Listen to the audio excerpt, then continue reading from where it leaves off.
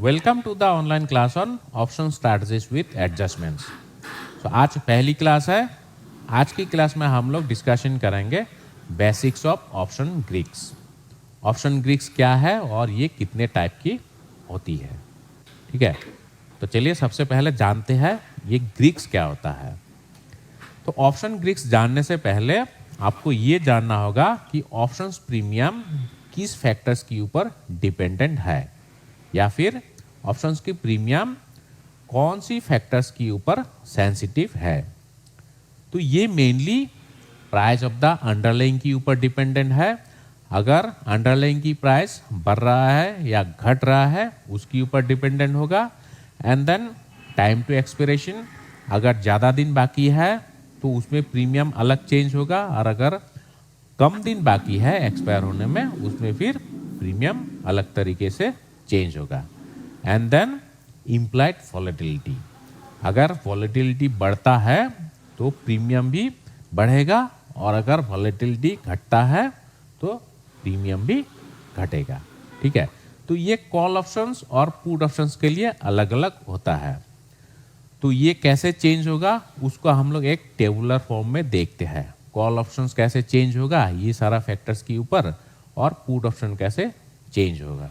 ठीक है, तो यहाँ पर देखिए कॉल ऑप्शन, अगर अंडरलाइंग की प्राइस इंक्रीज हो रही है तो कॉल ऑप्शंस की प्रीमियम बढ़ेगा, ये पॉजिटिव है। ठीक है, और अगर अंडरलाइंग की प्राइस डिक्रीज हो रहा है तो प्रीमियम घटेगा।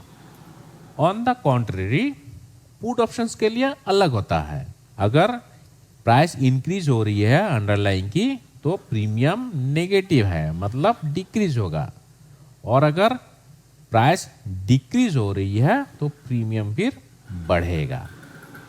तो कॉल ऑप्शंस का जो कोरिलेशन होगा अंडरलाइंग के प्राइस के साथ वो पॉजिटिव कोरिलेशन है। ठीक है, वेयर एज पुट ऑप्शंस के लिए ये नेगेटिव कोरिलेशन होगा, मतलब ये प्राइस के साथ पैरेलली मूव करेगा, मतलब डायरेक्टली प्रोपोर्शनल है, और ये इनवर्सली प्रोपोर्शनल है। ठीक है, तो ये अंडरलाइंग की प्राइस के ऊपर कैसे प्रीमियम चेंज होता है वो मैं आपको दिखाया। अभी देखते हैं टाइम के साथ ये कैसे चेंज होता है।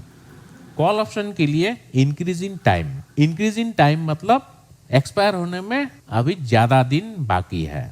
ठीक है, अगर ज्यादा दिन बाकी है मतलब लॉन्ग टर्म ऑप्शन, तो उसमें जो प्रीमियम होगा वो ज्यादा होगा। ठीक है, और अगर कम दिन बाकी है एक्सपायर होने में तो उसमें प्रीमियम आपका कम होगा। ठीक है, तो ये कॉल ऑप्शन और पुट ऑप्शन दोनों के लिए सेम होता है।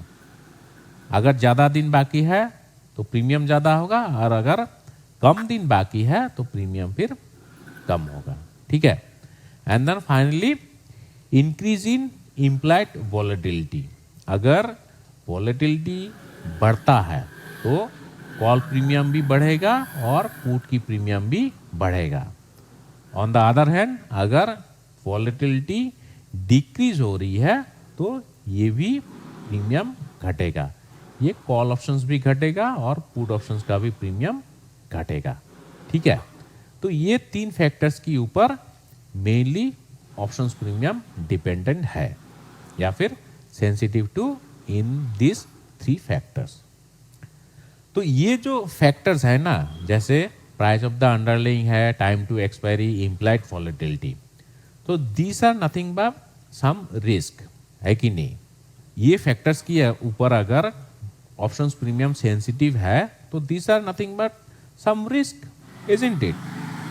तो इसको अगर आप थोड़ा डीप डाइव करते हो तो आपको मार्केट में यानी ऑप्शंस ट्रेडिंग में आपको और कुछ रिस्क मिलेंगे। तो वो क्या क्या रिस्क है वो एक बार हम लोग देखते हैं।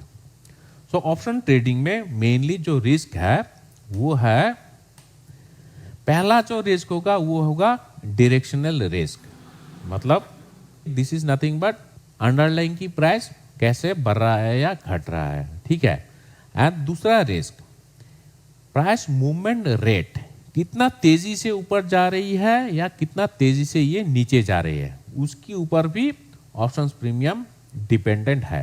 तो ये भी एक रिस्क है। अगर ज़्यादा तेज़ी से ऊपर या नीचे जा रही है, मतलब प्राइस मूव कर रही है, तो उसमें प्रीमियम भी और तेज़ी से बढ़ेगा या घटेगा। ठीक है, तो ये भी एक रिस्क है। दो it comes under price of the underlying. ठीक है, और तीसरा रिस्क क्या है? Volatility risk. जैसे अभी हम लोग लास्ट स्लाइड में जाना है कि वॉलेटिलिटी के ऊपर भी ऑप्शंस का प्रीमियम डिपेंडेंट है, तो ये भी एक रिस्क है।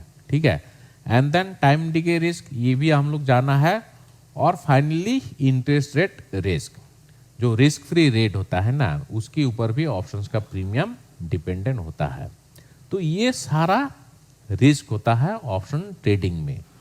ठीक है, तो क्योंकि ये पांचों रिस्क है ऑप्शन ट्रेडिंग में, तो हर रिस्क को सिग्निफाई करने के लिए या डिनोट करने के लिए एक एक ग्रीक्स होता है। ठीक है, ग्रीक्स मतलब कुछ सिंबल्स होता है।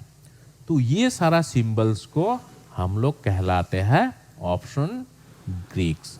ठीक है, तो जो डायरेक्शनल रिस्क है, इसको सिग्निफाई करने के लिए एक ग्रीक होगा, और प्राइस मूवमेंट रेट, इसको सिग्निफाई करने के लिए एक दूसरा ग्रीक होगा। वॉलेटिलिटी रिस्क को सिग्निफाई करने के लिए और एक ग्रीक होगा, इसके लिए अलग ग्रीक होगा, और इसके लिए भी एक अलग ग्रीक होगा। ठीक है, सो जो डायरेक्शनल रिस्क है, इसको हम लोग डिनोट करते हैं with the Greek called delta. और ये जो रिस्क है प्राइस मूवमेंट रेट, इसको हम लोग डिनोट करते हैं with gamma. And volatility risk को हम लोग डिनोट करते हैं with Vega. Time decay risk को हम लोग सिग्निफाई करते हैं with theta, and interest rate को हम लोग सिग्निफाई करते हैं विथ रो। तो ये पांचों ग्रीक्स होता है ऑप्शंस मार्केट में: delta, gamma, vega, theta and then rho. तो इस कोर्स में हम लोग एक एक ग्रीक्स को बारीकी से डिस्कशन करेंगे। एक क्लास में सिर्फ एक ही ग्रीक्स को हम लोग डिस्कशन करेंगे इन फुल डिटेल्स, और ये ऑप्शंस प्रीमियम में कैसे इंपैक्ट डालता है वो भी हम लोग जानेंगे। ठीक है, तो आज की क्लास में इतना ही। ये इंट्रोडक्टरी क्लास है। नेक्स्ट क्लास से हम लोग ये सारा ग्रीक्स डिस्कशन करेंगे। ओके, तो आज के लिए इतना है। See you in the next class. Thank you.